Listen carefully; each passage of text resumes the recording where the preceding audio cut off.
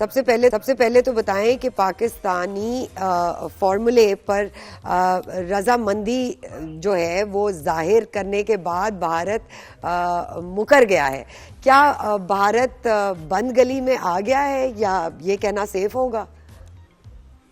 वालेकुम सलाम सरवत, आपका और ज़ुहैब का बहुत शुक्रिया। लेकिन भारत ने कहीं पे भी, अगर मैं तमाम चीजों को सामने रखूं, तो कहीं पे भी उन्होंने ऑफिशियली एतराफ नहीं किया था। जितनी खबरें आ रही थी वो पाकिस्तान क्रिकेट बोर्ड ने जो मुख्तलिफ लोगों को फीड की थी, या इंडियन क्रिकेट बोर्ड ने मुख्तलिफ लोगों को फीड की थी, वो सब अपना नैरेटिव फीड कर रहे थे बिल्ड करने के लिए। अदरवाइज ऑफिशियल स्टेटमेंट ना आईसीसी की आई थी, ना पीसीबी की आई थी, ना ही ऑफिशियल स्टेटमेंट जो है वो बीसीसीआई की आई थी। तो उसमें एक डेडलॉक जरूर है। मैंने, आपको याद होगा जब हम पिछली बार थे तब भी मैंने कहा था कि इंडिया मानेगा नहीं। तब मैंने शेर भी पढ़ा था कि कौन जीता है तेरे जुल्फ के सत्तर होने तक। उसकी वजह यही है कि जब तक ऑफिशियल स्टेटमेंट नहीं होती, और ऑफिशियल स्टेटमेंट हो भी जाए तो बीसीसीआई बदमाशी पे उतरा होता है, वो बदमाशी करेगा। फिलहाल पाकिस्तान कमजोर साइड पे है। पाकिस्तान क्रिकेट बोर्ड की बात करूं तो वो कमजोर विकेट पे है, क्योंकि ब्रॉडकास्टर्स ने प्रोमो जारी कर दिया इस इवेंट का, और उस प्रोमो में से आखिर में से होस्ट पाकिस्तान का लफ्ज ही निकाल दिया गया है। तो इस टाइम एक थ्रेट है, मैं समझता हूं, क्योंकि ब्रॉडकास्टर ने उनका भी वेट जो है वो बीसीसीआई की तरफ है। जाहिर है क्योंकि 70% 90% रेवेन्यू उनकी तरफ से ही आता है, तो इस वजह से पाकिस्तान इस टाइम कमजोर विकेट पे है। जी अच्छा शुएब, बीसीसीआई से भारतीय सहाफी भी हमारे साथ थे, वो बीसीसीआई का मौक़िफ़ बता रहे थे, सुशांत भी थे, और इससे पहले भी आपके साथ भी एक भारतीय सहाफी हमारे साथ ज्वाइन किया था, कि फाइनल और सेमीफाइनल के मामले पर बात हो रही है। 2026 का जो वर्ल्ड कप है उसमें यह कहा जा रहा है कि अगर होगा सेमीफाइनल और पाकिस्तान अगर पहुंचती है तो भारत में ही खेलना पड़ेगा। अगर इस पर अग्री कर जाता है पाकिस्तान तो फिर ठीक है, मुआहदे पे हम दस्तखत करने को तैयार हैं।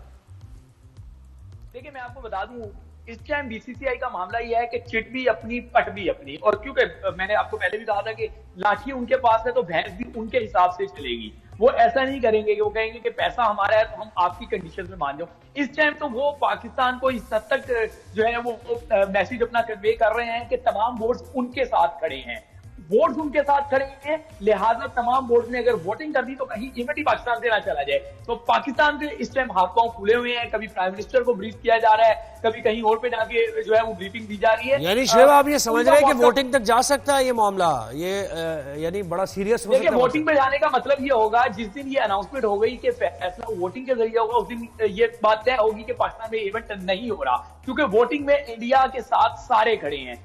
पाकिस्तान को इस टाइम हाइब्रिड मॉडल पे ही एक्सेप्ट करना पड़ेगा। जितना ये इसको डिले करेंगे उतना ही ये पाकिस्तान के लिए नुकसानदेह है। जैसे भी है, इसको मेरे ख्याल से अब ऑफिशियल हो जाना चाहिए। और कौन सा हाइब्रिड मॉडल? यानी वही हाइब्रिड मॉडल जिसमें इंडिया के मैचेस बाहर होंगे।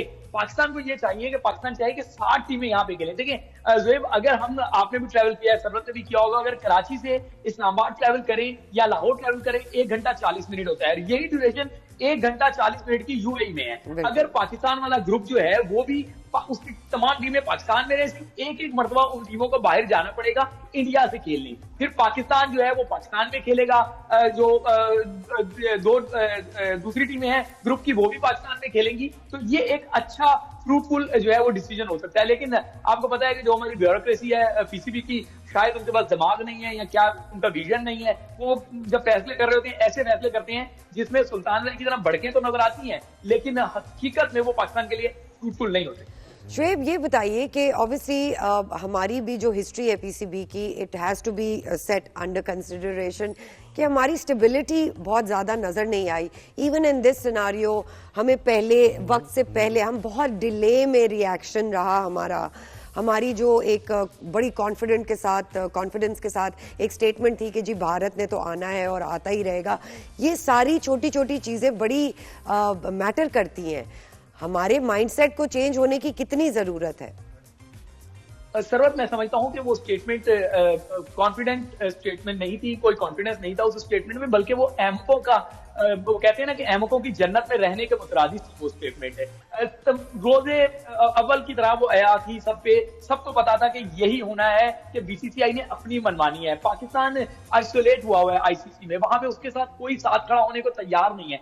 ऐसे में आप किसी की आंखों में आंखें डाल के बात नहीं कर सकते। सही बात। आपको डायलॉग से मसले को हल करना होता है। अनफॉर्चुनेटली आप देखेंगे जहां जहां ये डायलॉग नहीं करते मोहसिन नकवी, वहां वहां मामला जो है वो गले पड़ जाते हैं। और इस टाइम आईसीसी में सारा मामला पाकिस्तान के गले में पड़ा हुआ है। बेशक तो मतलब शेब इसको मुख्तसरन बात अगर करें, मुआहदे वगैरह को सबको हम भूल जाएं, 2026 का मामला सारा हम भूल जाएं, बस ये हाइब्रिड होगा आईसीसी का इवेंट, और ये भी इसी तरीके से होगा जैसे आप बता रहे हैं। हो जाना चाहिए, जितना डिले होगा पाकिस्तान के हाथ से ये इवेंट निकल जाएगा। अगर आप ये समझते हैं कि आप डिले करके इसको अपनी शराइत पे ले आएंगे, आपकी शराइत पे नहीं जाएगा, बल्कि इवेंट ही पाकिस्तान से चला जाएगा। तो शोएब अगेन हमें बहुत टाइमली इस पे डिसीजन लेना होगा और एक रिस्पॉन्स अच्छा, करना होगा। अब पाकिस्तान और साउथ अफ्रीका की जरा बात करते हैं। बड़ा मुश्किल हरीफ है साउथ अफ्रीका, और साउथ अफ्रीकन विकेट्स आपने हमें सबको पता है कि पाकिस्तानी बैटर्स तो बड़े एक्सपोज हो जाते हैं, उनकी टेक्निक वगैरह।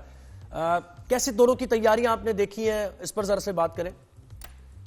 देखिए, पाकिस्तानियों की मौजें लगी हुई हैं इस सीरीज में। आपको क्योंकि वो श्रीलंका के साथ इंगेज है उनकी टेस्ट टीम, तो इस वजह से मार्करम वहां पे नहीं होंगे, रबादा वहां पे नहीं होंगे। जेंसन, मॉर्को जेंसन जो आजकल बड़ा उन्होंने अपना एक इम्पैक्ट डाला हुआ, वो लंबे से कॉलेज बॉलर जो है जी। और ऑलराउंडर भी है, पाकिस्तान के गले भी आ गए थे, वो उनके पास नहीं होंगे। स्टफ जिसने पहले भी पाकिस्तान के लिए मुश्किलात खड़ी की, वो भी वहां पे नहीं होंगे। केशवर महाराज वहां पे नहीं होंगे। 5 खिलाड़ी ना होने का मतलब है कि जनूबी अफ्रीका अपनी आधी टीम के साथ। तो ये क्या हो रहा है शेब, हमारे साथ हो क्या रहा है ये? मतलब ऑस्ट्रेलिया जाते हैं, ऑस्ट्रेलिया अपनी टीम बिठा देती है, बी टीम से खेलना पड़ता है। साउथ अफ्रीका भी यही कर रही है।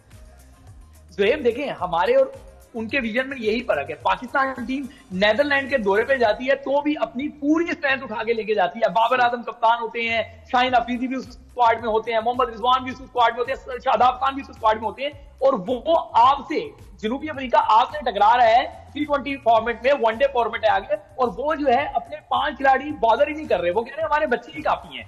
ये मानना पड़ेगा, पाकिस्तान की क्रिकेट का स्टैंडर्ड जो है वो बहुत ज्यादा नीचे गिर चुका है। मुझे तकलीफ होती है ये बात करते हुए कि हमारी जो टीम जब फुल स्ट्रेंथ के साथ जाती है तो आगे आपको 20 स्ट्रेंथ वेलकम करती है, और वो 20 स्ट्रेंथ भी आपके खिलाफ मैच जीत जाती है। तो यकीनी तौर पर ये अलार्मिंग सिचुएशन है। और इसका मतलब ये कि अगर आप मैच जीत भी जाए बी टीम से, तो वो कॉन्फिडेंस जो आपको चाहिए होता है बड़े टूर्नामेंट्स में खेलने का, वो तो नहीं आएगा ना ऑब्वियसली जीतने के बाद भी।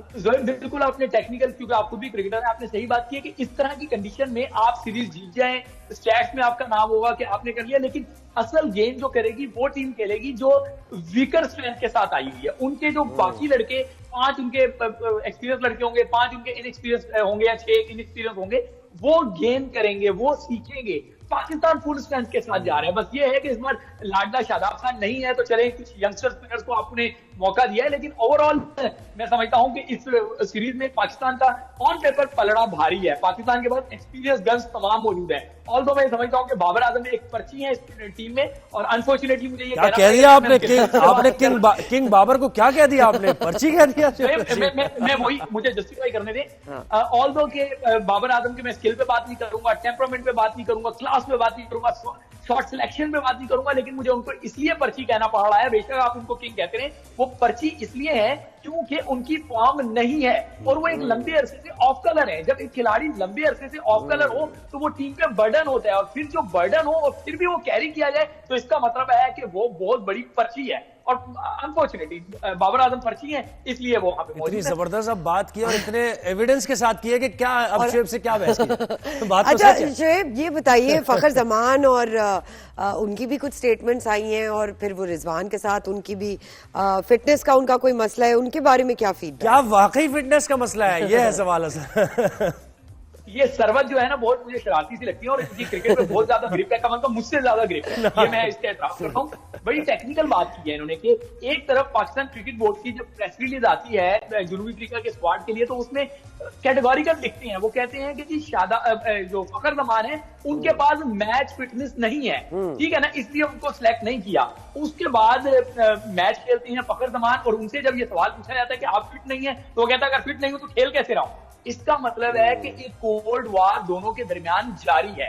कोल्ड वार है पाकिस्तान क्रिकेट बोर्ड की ब्यूरोक्रेसी, पाकिस्तान क्रिकेट बोर्ड का थिंक टैंक और उधर फखर जमान, वो फखर जमान जिन्होंने बाबर आजम के लिए स्टैंड लिया। बाबर आजम तो बगैर परफॉर्मेंस के भी टीम के अंदर है, जिन्होंने स्टैंड लेने की कोशिश की, अपने जज्बात का इजहार किया, उनको जो है वो इबरत का निशान बनाया जा रहा है कि जनूबी अफ्रीका में जहां एक खिलाड़ी 200 के करीब वनडे में रन करता रहा है एक ही इनिंग में, आप उसको कैसे बाहर कर सकते हैं। और फिर ये चैंपियंस ट्रॉफी का साल है, मत भूलें 2017 की चैंपियंस ट्रॉफी में जब इंडिया को हराया था, फखर जमान की सेंचुरी ना होती तो पाकिस्तान शायद इंडिया को काबू नहीं कर सकता था। और इतना बड़ा खिलाड़ी जो आपका परफॉर्मर है, आप उसको बाहर बिठा रहे हैं सिर्फ इसलिए कि उसने ब्यूरोक्रेसी की आंखों में आंखें डाली, उसने मीटिंग हुई मोहसिन नकवी के साथ। इस बात को तो 7 साल हो गए हैं ना, नहीं अभी करंट उनकी बात करें ना। सरवत मैं वही बता रहा हूँ, एक मीटिंग हुई थी मोहसिन नकवी की सरबराही में जिसमें तमाम क्रिकेटर्स को भी बुलाया गया था, क्रिकेट बोर्ड की ब्यूरोक्रेसी भी थी, तो उनसे तजावीज तलब की गई थी। तो उस मीटिंग में फखर जमान ने जो है वो क्या कहते हैं बगावत का ऐलान कर दिया था, और उन्होंने कहा था कि यहाँ पे ये जो ऑफिशियल बैठे हुए ये क्रिकेट से नाबल्द है। यहाँ पे क्रिकेट का जब मैच हुआ, मैं किसी लीग से वो खेल के आ रहे थे, कह रहे मैं लीग से खेल कर रहा हूँ और आके मुझे कहते हैं फिटनेस टेस्ट दे दो, मेरी जेट लैग उतरा नहीं और मुझे फिटनेस टेस्ट देना पड़ता है। ये क्रिकेट से नाबल्द लोग हैं, इनकी वजह से क्रिकेट खराब हो रही है। उस दिन ब्यूरोक्रेसी ने फैसला कर लिया था कि वो फखर जमान को इबरत का निशान बनाएंगे। उसके बाद फिर ये हुआ कि उन्होंने बाबर आजम के मुतालिक भी एक ट्वीट कर दिया। अभी भी मैं आपको अंदर की बात बताऊं, वो बाबर आजम के ट्वीट इतना मसला उनके लिए नहीं कर रहे जितना उनकी वो स्टेटमेंट जो उन्होंने मोहसिन नकवी के सामने दी थी वो उनके लिए मसला कर रही है। पूरी ब्यूरोक्रेसी क्रिकेट बोर्ड की, उन्हें क्रिकेट से कोई सरोकार नहीं है, पाकिस्तान की कामयाबी वैसे ही आप मसले मसाइल में फंसते रहते हैं, तो आपके लिए मजीद कोई मसला ना करे आपकी स्टेटमेंट। हम इस बार इजाजत चाहते हैं आपसे, फिर इंशाल्लाह मुलाकात आपसे होगी और स्टूडियो में भी कभी आपको बुलाएंगे। अभी तो चैंपियंस ट्रॉफी से तो बड़ा तज्जी और तबसरे होंगे। बहुत शुक्रिया वक्त दिया। Thank you so much.